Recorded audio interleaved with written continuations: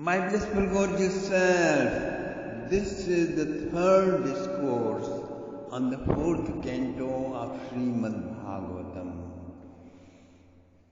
Great sage Atri married with Anusuya, the daughter of Mother Devhuti, and went on meditating.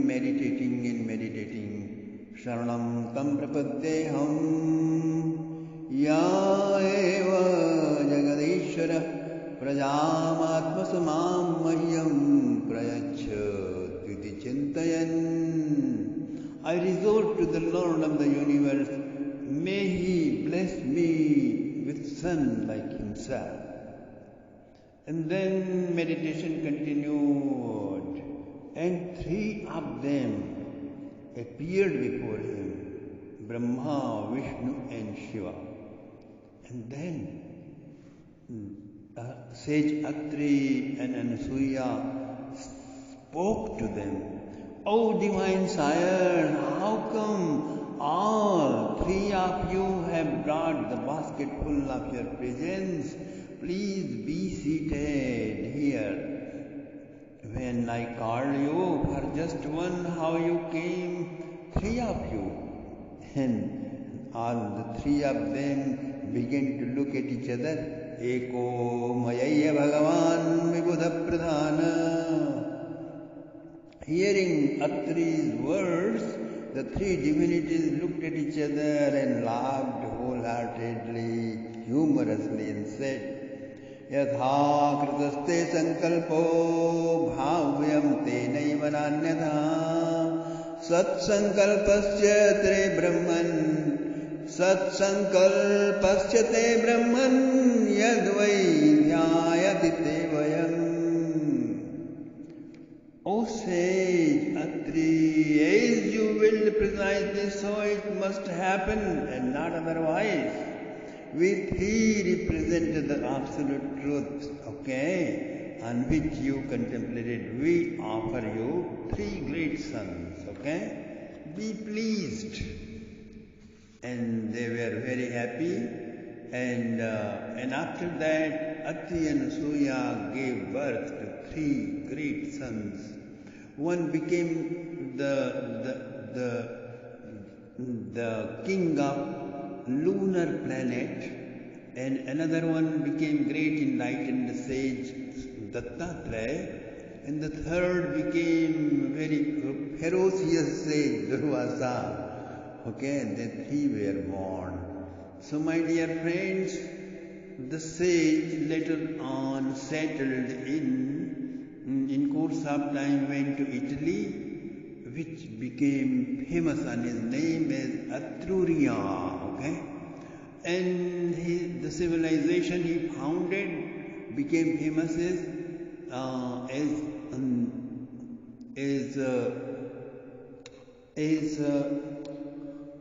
Etruscan, okay? The Etruscans became Romans later on, and Romans converted into Christians. So nowadays the Italy is Christian, but originally it was Atri's land, Etruria, and he founded Vedic Vatika, the power of wisdom of the Vedas, which is now it is known as Vatican. So there was a king, Constantino, who killed the last Shankaracharya in the Vatican, and he established himself as Pope. Since then, it has become a Christian center, okay? So those days, no land was foreign land, and nobody was a foreigner those days. All the lands expanded in 9 continents were known as Bharatvarsha. 2 of them, perhaps Atlantis and Lemuria, leftovers of which still exist as Hawaii Islands and Bermuda Triangles and other few islands. They are so beautiful, as I saw them, are very, very interesting and mysterious. So Asia, Europe and America and Australia and Africa and Arctica and Antarctica and Lemuria and Atlantis combined together were known as Bharatvarsha those days. They followed Sanatana Dharma, which nowadays known as are Hinduism, my dear friends. Okay,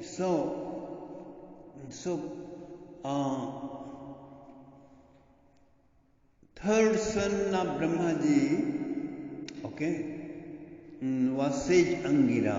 Okay, let me complete this. The son of Brahmaji, sage Pulastya, that is fourth son of Brahmaji, was sage Pulastya, who married with Mother Devothi's fourth daughter Havirabhu. Agastya and Visrava were their sons, and from Visrava and his wife Idvida, Kubera was born, who was appointed by the celestials as presiding deity of the wealth. And Yakshas, a special class of the celestials, became their followers and army officials. From his next wife, Keshini, world-renowned demons Ravan, Kumbhakarna and Vibhishan were born later on. And Brahmaji's fifth son, Pulaha, married with Kardamji's fifth girl, Gati, and Karmasreshth and Variyan and Sahishnu, these three sons were born. And sixth, Kratu, married with Kriya, and 60,000 Balkhilya rishis were born. And seventh son, Vasishtha, married with Arundhati, and many sons were born, mainly Shakti, whose son Parashar and his son Vyas were world famous, my dear friends. This is the same Vasishtha who offered 24,000 words, the most charming book, Yoga Vasishtha, about which Swami Ramtirtha says, never under the sun on this earth another book like Yoga Vasishtha has ever written. So, which I have presented in 2 volumes with new titles like Who Am I and The Ecstasies of Just Being Myself. Okay? It is the same sage Parashar I have depicted in the presentation of Devi Bhagavad Volume 2 named Flower Shower to You. And this is the same Vyasa who authored this literature, SriMad Bhagavatam, and 17 other masterpieces. He compiled the Vedas. Atharva, the 8th son of Brahmaji, married with Shanti and Architi, whose son Dadhichi became famous apostle of philosophy of Shiva consciousness. In Upanishads, he is described as Ashashira. He was so fond of transmitting the knowledge of absolute truth that one of his disciples, Indra, threatened him to cut his head off if he gave this knowledge to anyone else. But Dadhichi could not help himself when the best recipient arrived to him, approached him. He invented an idea and he said to him, just cut my head off and put horse head instead, and when that guy cuts off my head, then put my original head back on me. And he taught him that appropriate way of surgery, and it worked. So his son, means Dadhichi's son was Pippalad. Sage Pippalad was very powerful. See their whole history in my book, Shiva Bible, Volume 2. And 9th son, Bhrigu, married with Khyati. Their sons Dhata gave birth to Mrikanda, from whom immortal sage Markandeya was born. He is the author of his own epic on his way of enlightenment, my dear friend. This is the same sage who sang Durga Saptashti's powerful verses, which are necklace gem of world-shaking tantrics. You can gain world-astonishing superpowers through this wonderful book. It is not big book, just is Bhagavad Gita. It is. So, my dear friends, Bhrigu's second son is Shukracharya, who became the most powerful religious leader of all the asuras and danavas and daityas and rakshasas and all demonic races. Okay? His adventurous competitions with sage Brihaspati and his followers are inexhaustible tales of every phase, are very fascinating to enjoyers of antiquity chronicles. Okay? These are the persons under whose nose the basic foundations of human civilization, human culture and human religions were formated. Their descendants multiplied and filled the whole world. They are original ancestors of the human race, my dear friends. Until and unless you know it well, your commentary and leadership in the social, political affairs will remain suicidal and misleading, my dear friends. So, my dear friends, now let us proceed. Daksh, third son of Brahmaji, sage Angira, married with Shraddha, and they gave birth to 4 daughters, Sinivali and Kuhu and Raka and Anumati, with 2 sons, sage Utatya and sage Brihaspati. Daksha gave his youngest daughter Sati in marriage to Bhagavan Shiva, but so sorry to say, their marriage did not last long. Oh my God, what happened, Holy Sire? Did divorce take place or accident happened? 88,000 rishis in Naimisharanya hearing this discourse from Sutaji and hundreds of general population with Dhundukari in Uttamnagar and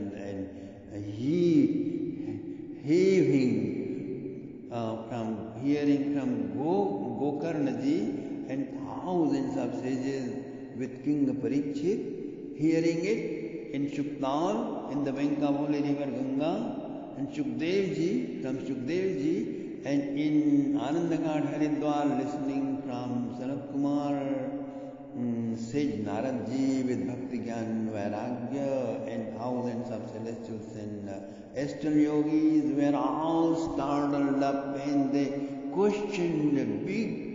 Big commotion took place, my dear friends. The speaker announced aloud on the microphone, "Calm down, please, calm down, please do calm down." I said their marriage did not last long. I did not say their love did not last long. Okay? Please be seated. Please excuse me for any misunderstanding. Sire, what do you mean? What do you want to say by telling us not their love but their marriage did not last long? This is very confusing. And then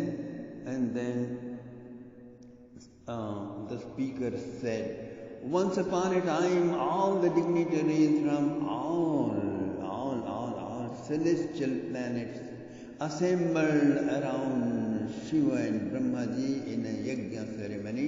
Then came their Daksha Prajapati, impressing upon the grand assembly by his splendor, and everybody stood up and honored him, and Daksha approached his father Brahma and offered his obeisances and sat near him by his permission. And watching Bhagavan Shiva was paying no attention and respect for his own father-in-law. Daksha Prajapati grew indignant. Staring at him with blazing eyes, he shouted aloud, "Listen to me, O celestials, O sages, O pandits. I speak to you neither from ignorance nor from spite. By wedding my delicate daughter with this monkey-eyed Shiva had become like son to me, yet he has no sense of courtesy to express even by word upon my arrival. Living lonely in Kailash, left out from civilized world, he has become ghostly. He does not dress properly. He has no aesthetic culture followers, but goblins and vampires and apparitions and spirits. Therefore, I curse him to not have his share in sacrificial offerings anymore. Telling thus, dishonoring the whole of assembly, he started walking out. Nandishwar loved Bhagavan Shiva. He could not stand his blasphemy. He stood up and said, "My Lord is ever entranced in peace. He has risen above common formalities. He has no vindictive spirit, nor any kind of meanness. Yet this rascal Daksha has transgressed all the boundaries of humanity, so let him have an animal face."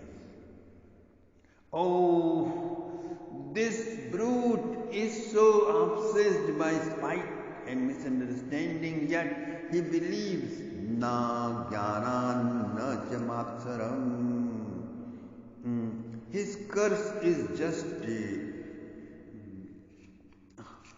Therefore, those who follow this complicated beast will become all-eaters, feast greedy and anti-purity. Okay? So, these Brahmins will wander like beggars. Their scholarliness and penance and sacred vows will become means of their wretched livelihood. Always anticipating donation, always anticipating a big feast, big gifts, they will waste their life. This is how the curse fell on Daksha and his followers. Bhrigu was infuriated. He stood up and counter-cursed. The followers of Shiva will become impostors and exhibitionists, and pasting ashes, they will have dreadful appearance. Hearing this, Bhagavan Shiva, a bit disconsolate, stood up and walked away from the assembly. The yajna was completed later, and everyone returned their home. Daksha's enmity for Bhagavan Shiva grew as time passed. Many times unjust and wrong also progresses, my dear friends. What the wonder with ever-growing vindictiveness with Bhagavan Shiva himself, Daksha still prospered on and on. He successfully completed 2 great $1 trillion yajna, and Vajpayee and Brihaspati saw yajnas he completed. He earned great fame and popularity. Not only this, the Creator himself promoted him with the highest post of Lord of the Prajapati. What does that mean? Try to understand this. A mayor is greater person in a city. A governor is greater among all mayors. A president or PM is greater among all governors. US president is more powerful and important among all of them nowadays. But the whole USA can sink in the ocean with one natural calamity. One who does that is an insignificant member of a society in planet Svarga. The big Lord there is Indra, who survives as long as powerful for 54,800,000 solar years. Okay? So greater than him is the resident of Maharlok. Imagine all great powers of those celestials. Daksha was appointed as the